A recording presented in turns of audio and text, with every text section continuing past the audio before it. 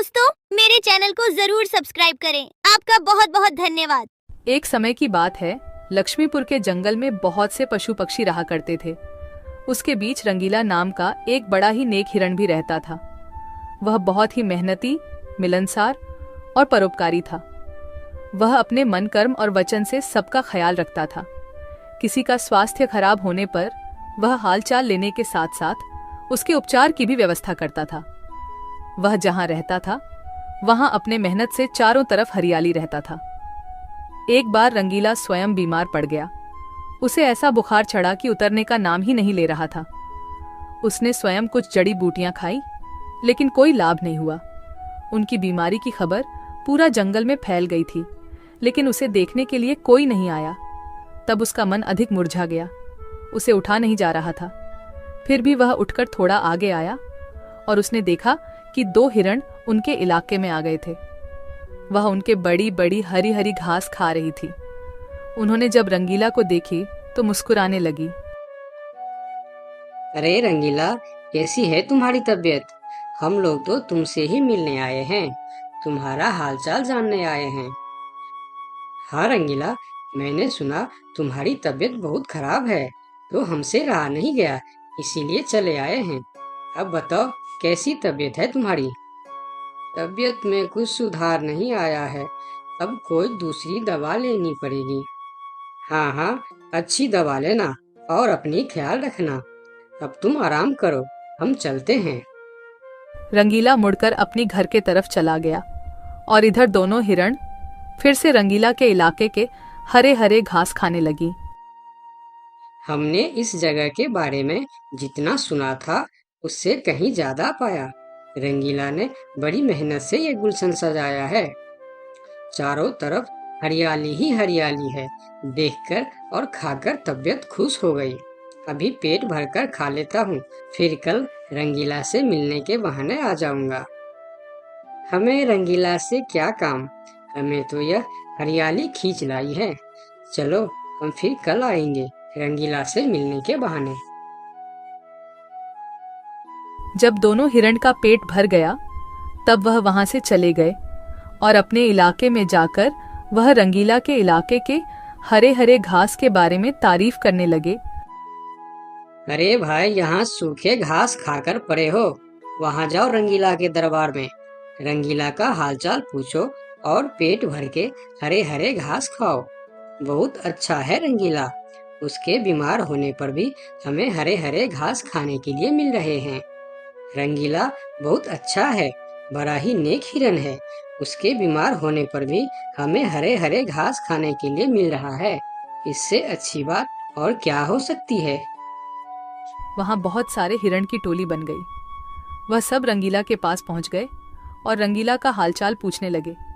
पहले तो रंगीला को इस बात की बहुत खुशी हुई कि कितने सारे लोग इनके हालचाल पूछने आ गए, लेकिन उसके बाद का नज़ारा देखकर रंगीला का सर चकरा गया। सारे हिरण उनके इलाके के घास खाने में जुट गए थे। कुछ हिरण तो फल भी खा रहे थे। उनके पास सर उठाकर इधर उधर देखने की भी फुर्सत नहीं थी। रंगीला बेचारा मन ही मन सोचने लगा कि यह लोग मेरे पास 2 घड़ी भी नहीं रुके और घास खाने में जुट गए। अगर यही हाल रहा तो मेरे इलाके के सभी घास खत्म हो जाएंगे, मेरे खाने के लिए भी कुछ नहीं बचेगा।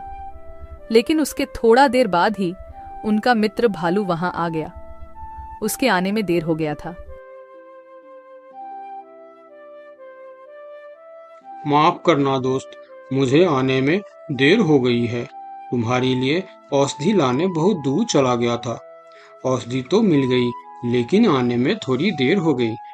ये जड़ी बूटी तुम जल्दी खा लो और जल्दी से ठीक हो जाओ मेरे दोस्त। रंगीला ने वह औषधि खाई और कुछ देर बाद ही उसे आराम मिलने लगा। उसका दोस्त भालू उनके साथ ही रुका रहा और 2 दिन के बाद रंगीला का तबीयत ठीक हो गई। लेकिन उनके खाने के लिए न कोई घास बचा था, न कोई फल बची थी। उनकी सारी मेहनत पर पानी फिर गया था। वह बहुत उदास हो गया। दोस्त रंगीला, मैं जानता हूँ ये मतलब का संसार है। ज्यादातर यहाँ सब दोस्ती दिखावा का ही करते हैं। सब अपने फायदे की सोचता है। तुम चिंता मत करो, हम दोनों मिलकर यहाँ फिर से अपना गुलशन सजाएंगे, एक नई दुनिया बनाएंगे।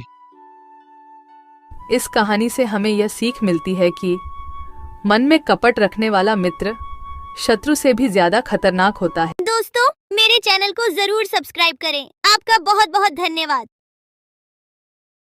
सरयू नदी के पास एक बहुत बड़ा जंगल था। उस जंगल में काफी सारी जानवर रहते थे जो प्यास लगने पर नदी में आकर पानी पीते थे। नदी के दूसरे किनारे पर एक और छोटा सा जंगल था जहां बहुत कम जानवर थी। एक दिन बड़ी जंगल का छोटा खरगोश सरयू नदी के पास आकर पानी पी रहा होता है। तभी नदी के दूसरी ओर खड़ा एक बाघ उसे देख रहा होता है। यह खरगोश आज मेरा भोजन बन सकता है। वैसे भी मेरे जंगल में अब शिकार करने लायक जानवर बचा भी नहीं है। क्यों न मैं नदी के उस पार वाले जंगल में जाकर शिकार करूं। और वैसे भी वह जंगल बहुत बड़ा है और वहां का शेर भी मूर्ख और शाकाहारी है। पता नहीं ऐसे शेर मर क्यों नहीं जाते। बाघ खरगोश को देखकर शिकार करने की सोचता है और शिकार करने की लालच में नदी के दूसरी ओर चला जाता है।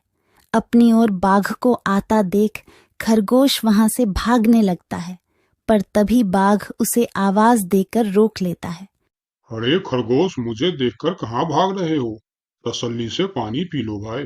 मैं तो बस तुमसे बात करने आ रहा था। क्या तुम सच बोल रहे हो?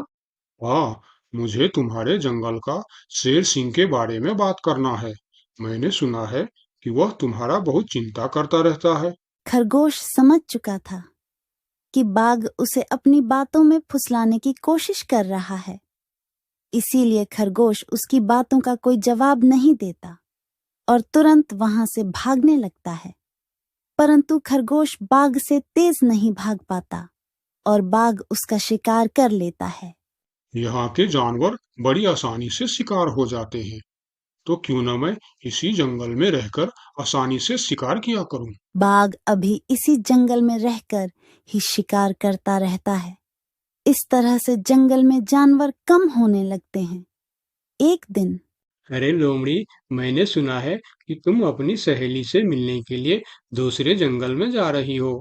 हाँ, लेकिन तुम्हें मेरी इतनी चिंता क्यों हो रही है? देखो लोमड़ी, तुमने सांप के अंडे के साथ जो हरकत की थी, जिसके लिए तुम्हें शेर सिंह ने सजा दी थी, इसके लिए तुम जंगल से भाग नहीं सकती। लेकिन मैं भाग नहीं रही हूँ। मैं तो अपनी सहेली से मिलने उस जंगल में जा रही हूँ। पर मुझे शक है कि तुम मौके देखकर भाग भी सकती हो, इसीलिए मैं तुम पर नजर रख रहा हूँ। देखो भैया, मैं शेर सिंह की हुक्म का पालन कर रही हूँ, लेकिन तुम अपना ड्यूटी ढंग से नहीं कर रहे हो। क्यों? तुमको क्यों लग रहा है कि मैं अपनी ड्यूटी ढंग से नहीं कर रहा हूँ? दरअसल इस वक्त तुम्हें जंगल में हमारी जानवर पर ध्यान रखनी चाहिए, क्योंकि हमारी जंगल की जानवर कम हो रहे हैं। सुना है जंगल में कोई शिकारी घुस आया है जो हमारे जानवरों का शिकार कर रहा है। लोमड़ी, तू चालाक है, ये मैं जानता हूँ, लेकिन मैं भी इतना बेवकूफ नहीं हूँ, ये तू जान ले। मैं तेरे बातों में नहीं आने वाला। याद रखना, अगर आज तुम मेरे बातों पर यकीन नहीं करोगे तो तुम भी किसी दिन कोई शिकारी जानवर का शिकार बन जाओगे। चाहे जो भी हो जाए, मैं तुम्हें यहाँ से जाने नहीं दूंगा।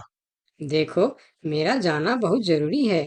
मैं 2-3 दिन में वापस आ जाऊंगी। मुझे जाने दो। ठीक है, मैं तुम्हें जाने दूंगा, लेकिन मेरा एक शर्त है। शर्त? कैसी शर्त? यही कि तुम्हें उस जंगल के थाने में जाकर रोज हाजिरी देनी होगी। मुझे मंजूर है। लोमड़ी को पता था कि जंगल से जानवर कम हो रहे हैं, इसीलिए वह हाथी की शर्त मानकर वहां से चली जाती है। वहीं दूसरी ओर हाथी जंगल की निगरानी करने लगता है। तब दिखता है कि जंगल से कुछ खरगोश गायब है। इस चिंता में कई खरगोश आपस में बात भी कर रहे होते। देखो भाइयों, हमें सावधान रहना होगा, क्योंकि जंगल से खरगोश गायब हो रहे हैं। हाँ, लेकिन इस बात का फरियाद हमें शेर सिंह को करनी चाहिए। तभी खरगोश की बात सुनकर हाथी उनके पास आता है। क्या हुआ है भाई? तुम सब आपस में क्या मीटिंग कर रहे हो? मुझे भी बताओ। हाथी भैया, तुम शेर सिंह के सेनापति हो, क्या तुम हमारी फरियाद राजा तक पहुंचा सकते हो? अरे भाई, तुम्हारी रक्षा करना ही मेरा ड्यूटी है। बताओ, तुम्हारी क्या शिकायत है? हाथी भैया, कुछ दिन से हमारे कई साथी गायब हो गए हैं। अगर तुम्हें अपनी जंगल की फिक्र है तो हमारी साथी खरगोश को ढूंढ के लेके आइए। क्या तुम्हें किसी पे शक है? हम सिर्फ इतना जानते हैं कि जो खरगोश गायब हुए हैं वह सब पानी पीने के लिए नदी के पास गए थे और तब से वापस नहीं आए हैं। और वह लोग गायब कितने दिन से हो रहे हैं? पिछले कई दिन से एक एक करके खरगोश गायब हो रहे हैं हाथी भैया। खरगोश की बात सुनकर अब हाथी को भी लोमड़ी की बात पर यकीन हो जाता है। लोमड़ी भी यही कह रही थी कि जंगल में कोई शिकारी आया है। हाथी वहाँ सोच ही रहा होता है कि तभी वहाँ 2 बकरी आती है। हे भगवान, अब क्या होगा? कौन बचाएगा हमें? अरे बकरियां, क्या हुआ है तुम्हें? क्यों रो रही हो? हाथी भैया, अच्छा ही हुआ जो आप हमें यहीं मिल गए। हम शेर सिंह के पास शिकायत करने जा रही थी। तुम भी शिकायत करना चाहती हो? हाँ, आखिर तुम लोगों का क्या तकलीफ है? हाथी भैया, कुछ दिन पहले कुछ खरगोश जंगल से गायब हुए थे और अब बकरियां भी गायब हो रहे हैं। लगता है कोई शिकारी हमारे जंगल में घुस आया। पूरा जंगल इसी बात से परेशान था कि आखिर उनका शिकार कर कौन रहा है। अब वह सभी मीटिंग के लिए शेर सिंह के पास जाते हैं और सारी बातें शेर सिंह को बताते हैं, जिस पर शेर सिंह अपनी जंगल की जानवरों से कहता है, आप सब फिक्र मत करो, मैं बहुत जल्द पता लगा लूंगा कि यह काम किसका है और कौन हमारे जंगल का जानवरों का शिकार कर रहा है। तो अब हम क्या करेंगे शेर सिंह?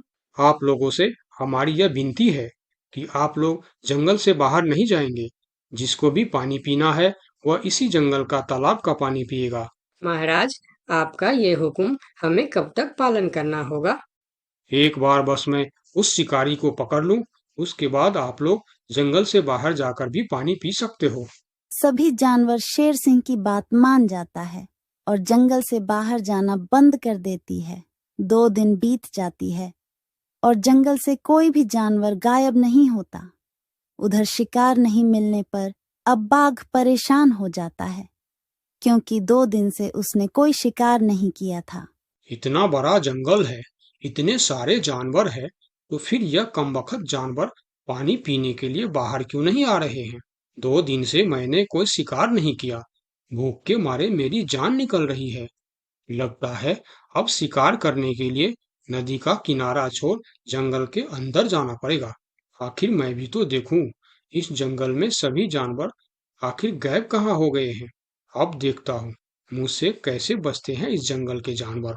इतना बोलकर बाघ छुपकर जंगल के अंदर घुस जाता, जहां वह देखता है एक बकरी घास खा रही होती है। उस बकरी को घास खाता देख बाघ पीछे से उस पर हमला कर देता है और उसे मारकर अपने साथ जंगल से बाहर ले जाता है। ये सब एक दूसरी बकरी देखती रहती है। अच्छा, तो ये बात है। अभी मैं जाकर शेर सिंह को बताती हूँ। फिर बकरी सभी जानवरों को इकट्ठा करके शेर सिंह के पास पहुंचती है। महाराज, हमारे जंगल में दूसरे जंगल का बाघ घुस आया है और वही हमारे जंगल में शिकार कर रहा है। महाराज, वह बहुत तेज और बहुत दुष्ट शिकारी है। उसने हमारे सामने ही हमारे साथी को मार डाला, जो मैंने अपने आंखों से देख के आया हूँ। महाराज, अब आप कुछ कीजिए महाराज, नहीं तो हमारे प्रजाति खत्म हो जाएंगे। महाराज, अब कुछ करना ही पड़ेगा। अब आप कुछ कीजिए महाराज, नहीं तो हमारी प्रजाति खत्म हो जाएंगे। हाँ महाराज, अब कुछ करना ही पड़ेगा। सबकी बात सुनकर शेर थोड़ी देर सोचकर बोला, लोमड़ी कहाँ है? महाराज, वो नदी के उस पार वाले जंगल में गई है। शेर सिंह लोमड़ी के मदद से बाघ को पकड़ने का मन ही मन प्लान करके बोला, देखो, इस जंगल का जानवरों का रक्षा करना हमारा पहला कर्तव्य बनता है और मैं आप लोगों की रक्षा जरूर करूंगा। बस आप सबको मेरा साथ देना होगा। जैसे मैं बोलूंगा वैसे आप सबको करना होगा। हाँ, हम सब तैयार हैं महाराज। तो सुनो, आप लोगों में से कोई भी उस नदी के किनारे नहीं जाएगा।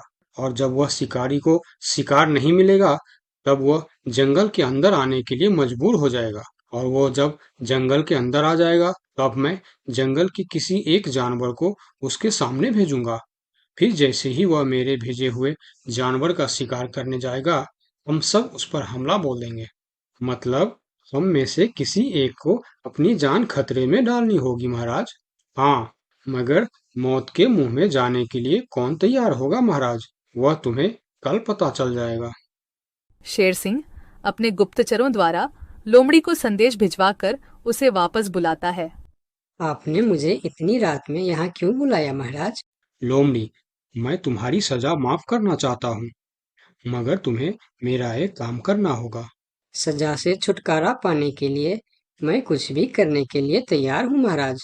ठीक है, तो सुनो। लोमड़ी की हाँ करती ही शेर सिंह ने बाघ को पकड़ने का प्लान उसे बता दिया। महाराज, जब बाघ मेरा शिकार करने आएगा तब आप मुझे टाइम पर आकर बचा तो लेंगे ना? मैं शेर हूँ, कोई नेता नहीं जो वचन देकर मुकर जाऊंगा। तुम निश्चिंत रहो, तुम्हें कुछ भी नहीं होगा। अगले दिन प्लान के अनुसार लोमड़ी नदी के किनारे जाता है। शिकार को आता देखकर बाघ खुश हो जाता है। वाह, आज मुझे पेट भरकर खाना मिलेगा। शिकार के नजदीक आते ही मैं उसे मार दूंगा। लोमड़ी डरते डरते नदी के किनारे पहुंच जाता है। हे भगवान, टाइम पर शेर सिंह को भेज देना। कैसी हो लोमड़ी? मैं ठीक हूँ बाघ भाई। अभी तो तुम ठीक हो, लेकिन थोड़ी देर बाद ठीक नहीं रहोगे। क्या मतलब? मतलब ये कि मैं अभी भूखा हूँ, और जब मैं भूखा होता हूँ तो किसी का भी शिकार कर लेता हूँ। इतना बोलकर जैसे ही बाघ लोमड़ी की तरफ जाता है, वो शेर सिंह के जाल में फंस जाता है और वहां सारी जानवर आ जाता है। बाघ, तू शिकार के लालच में मेरे चंगुल में फंस गया है। अब तेरी कहानी खत्म। तुमने मुझे धोखा दिया शेर सिंह। जैसी करनी वैसी भरनी, मुहावरा तो तूने सुना ही होगा। बाघ, तू सबको धोखे से मारता था, इसीलिए मुझे तुम्हें भी धोखे से मारना पड़ा। मुझे माफ कर दो शेर सिंह, मैं हमेशा के लिए जंगल छोड़कर चला जाऊंगा। तूने हमारे जनता पर अत्याचार किया है, अब तुम्हें इसका हिसाब चुकाना पड़ेगा। साथियों, अपना बदला ले लो। शेर सिंह की आज्ञा मिलते ही सारे जानवर उस बाघ पर टूट पड़ता है। इस तरह से शेर सिंह अपने चालाकी और सूझबूझ से अपने जंगल के जानवरों की रक्षा करता है। इस कहानी से हमें यही सीख मिलती है कि धोखे का अंजाम धोखा ही होता है, जैसी करनी